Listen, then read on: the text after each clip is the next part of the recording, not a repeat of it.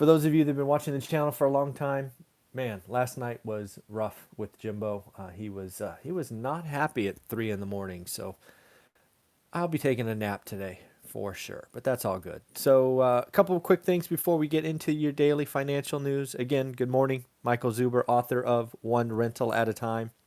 And if you don't know, now you do. We do a daily show at 7:30 a.m. Yes, even on Sundays. Yes, even when it's rough. It's just important for me to put this out there, be consistent, and let all of you know that this is something you can count on. We do these live, no editing, so that it's just there, and we move on with our day. But if you want to get your financial news in a little bit of chunks, subscribe, hit the like button. This is going to be what's going on, not endless stimulus videos, not YouTube hacks for the algorithm.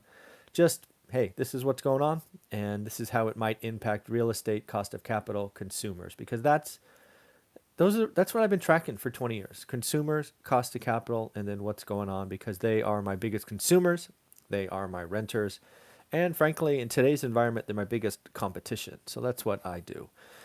First and foremost, I want to thank you. If you went to Amazon and added this great book to your wish list, I want to thank you. If you're an Amazon Prime member and you haven't done this yet, do me a favor. Go to Amazon, and add this book as just a wish list.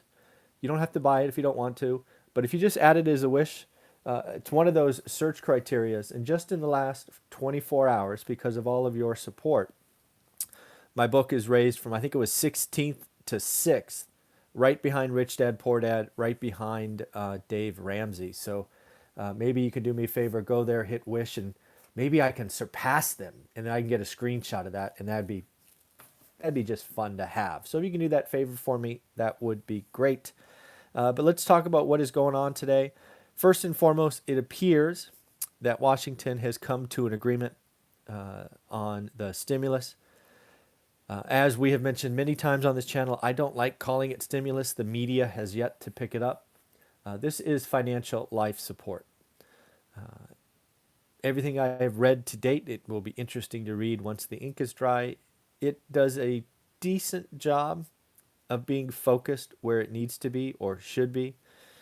It doesn't seem like everybody gets everything. It's like, hey, let's do what we can to help those most impacted by this situation. But we will see. It's not done till it's done. We have hopefully seen that. They've disappointed us before. So there should be no surprise if they disappoint us again. But again, let's continue the good karma. Let's continue this moving forward. Let's hope it gets done, because there are many millions of Americans that need this. And unfortunately, it is so late, right? It's the 20th of December, Sunday, December 20th. And I don't know, don't you remember the CARES Act that came out, what was that, April? It took weeks. So while the money is coming, it doesn't buy food today. It doesn't pay rent today. So yeah, this is just tragic, the delay that Congress has put in this. Next up, not that we need more negative news or more stuff to be afraid of. We got a lot of stuff to be afraid of today. The UK has gone into strict lockdown. Its neighboring countries have canceled flights to and from the UK. Apparently, there's another virus mutation that is 70% more contagious. Again, they're talking about being more contagious. They are not talking about more dangerous or anything of that nature, at least not yet. But yes, that is yet another joyful thing, and thing in the holidays we get to be thankful for. So that's sarcasm, by the way, just in case you haven't figured it out yet. I'm very tired, so my jokes are a little off this morning. Looks like a couple of large California regions have reached full, basically ICU. There's no more ICU beds. I do wonder what our lovely governor has been doing the last 6 or 9 months. I don't know about you because we have always heard about the winter second wave. So it's here and we weren't ready. No surge capacity. Just that recall thing needs to happen. We need a new governor. We need to start over. This guy's not helpful. Not helpful. Looks like this hack is going around, and most of the world says Russia. A few folks say China. I say I don't care. It appears to be significant. It appears to not only impact the federal government, but now it looks like it has infiltrated companies. I saw the other day that Cisco, Microsoft involved. This hack is particularly ingenious, dangerous, because of how it seems to have been done. I was in the software industry for 20 years, and a pretty consistent thing we do is we issue patches or updates. And somehow these bad actors, nation states, introduce some back doors into updates, and when companies applied the updates, the back door was there, and they waited some time, and boom, snapped. This is going to have long run implications in the software industry. This is not over. This is going to impact how code is released, how code is tested. It's going to slow down everything. So it is. It's going to cause business disruption for sure. I don't know if you saw this, but Apple has gone ahead and closed its stores in California, at least temporarily. Again, is there any more? Do we need any more evidence that Amazon is going to have a blockbuster quarter, and anybody who is a God, I'm tired. Brick and mortar store is going to be in trouble. Look at that, Apple. Looks like an activist investor has taken a significant stake in Public Storage. I didn't realize how big Public Storage was. They have 169 million square feet of storage space in 38 different states. Apparently, this activist investor says that Public Storage has been not very aggressive and leaving options for other entrants into the market. So they are taking a significant stake. We talked about the banks. I think it was yesterday. It could have been Friday. No, it was yesterday. About the banks getting a permission to perform buybacks.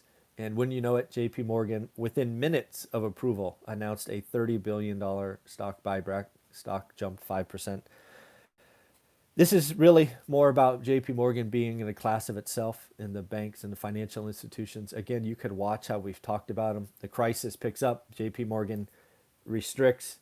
JP Morgan, had a huge bad debt reserve. Now, as they come out of this, they will be stronger and better and more profitable. So, again, JP Morgan just clearly showing you how it's done. I saw this note from Jefferies. They're a $51 billion investment firm, Jefferies. They are dropping their exposure in gold by 5%. And you won't believe this, but they are moving it to Bitcoin. This discussion that I brought up weeks ago about is Bitcoin kind of digital gold, right? Fixed supply, all of that, versus physical gold, the decision I had to make when I looked to have an insurance policy. It appears that more and more institutions are having that discussion. And to see Jefferies, a $51 billion institution. So what is that? 5% of 51 billion? What's that? Roughly 2.5 billion? That's a lot of coins. Again, to be clear, gold is still 50%, right? They went from 55 to 50. Just so you'll know, if you'll ask, the other portions were out of U.S. equities, rest of world, just so you know. But again, yeah, they dropped it. Looks like California lost another billionaire. Right? Elon Musk went to Texas. He's number 2. For a long time, Larry Ellison was the richest man in California. Well, he has now left as well. He has gone to his palatial estate in Hawaii, specifically the island of Lanai. And he's just said, hey, I'm going to enjoy Hawaii. It is now where I live permanently, and I will enjoy the power of Zoom. to do his business. Again, I think Hawaii is, it's certainly not as expensive as California. But yeah, another billionaire left California. You probably could see this coming, right? Larry Ellison bought that island, God, or at least 98% of the island, seems like a decade ago. But yeah, kind of interesting. And then the next thing is this K-shaped economy that we have been talking about and the rest of the media has picked up on. We are now suffering through a K-shaped Christmas, K-shaped holidays. I hate all the articles that are coming out now because it is clearly a K-shaped Christmas. If you are on the top side of the K, you can work from home. You're white collar. You've been saving money all year. You are going ham on Christmas.